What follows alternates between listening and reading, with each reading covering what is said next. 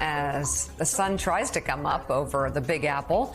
So let's talk about housing, especially in the New York area. With the U.S. housing shortage intensifying and home prices rising to all-time highs, one suburb of New York City has made rent more affordable.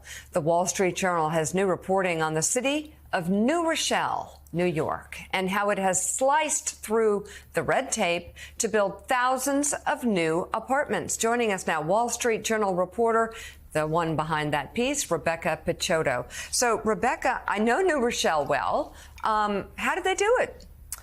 Yeah, I mean, in a sentence, they built more housing, and that might sound simple, but nowadays that is getting harder and harder, and it's easier said than done in many cities across the country, as red tape makes it more difficult and has historically derailed new development. It's helped create this national housing shortage that has now become a political liability for a lot of public officials across the country. Meanwhile, in New Rochelle, they are, as you said, slicing through the red tape and making it faster, easier, cheaper for developers to build. Slicing through the red tape by just getting rid of it in some cases. As a Westchester County native, I'm happy to see one of the other towns there getting the spotlight. But you write in the piece, Rebecca. Finally, Westchester getting the attention it deserves.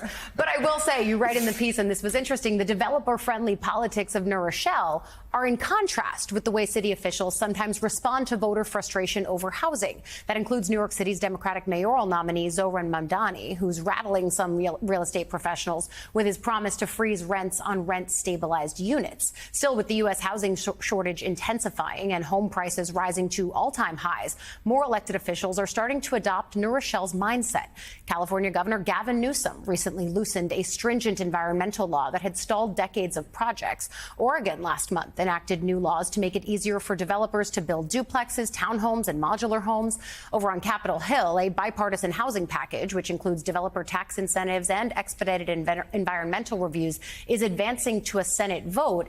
It feels like you're looking at a microcosm where policy is working to help people find more affordable housing, and this is an issue where it seems it's taken on national resonance, and some places are catching on and doing similar policymaking.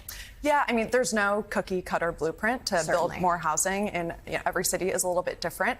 But I do think the kind of New Rochelle mindset of prioritizing supply as a way to boost affordability, you're starting to see that replicate itself across the country. As you noted, California, Oregon, Capitol Hill, one of the rare bipartisan legislative packages we're seeing right now is a huge housing bill that's moving through the Senate. And so, I think the idea of building more supply to boost affordability, the political tides are starting to shift in that direction. I wanted to ask you about the Toledo housing market because you wrote an article about that back in April, but we're going to avoid that one.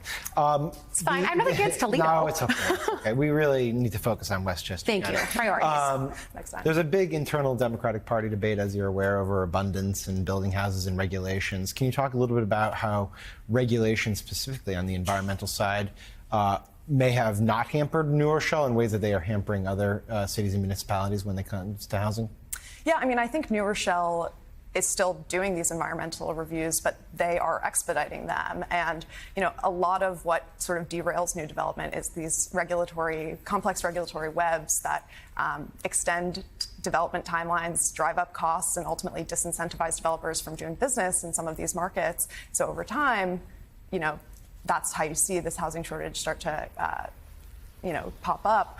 I think what New Rochelle has focused on is giving developers predictability. So they created this form-based zoning program, which basically gives developers, a set of criteria that they have to meet, rather than leaving it up to the discretion of a city council that can debate it over a number of years. If a developer meets a certain set of criteria, they are assured a 90-day approval process, and that is significantly faster than the 10 to 15 years that some developers say they're waiting elsewhere. Sure. Rebecca Picciotto, thank you so much for your reporting. Her new story for the Wall Street Journal is available to read online right now. And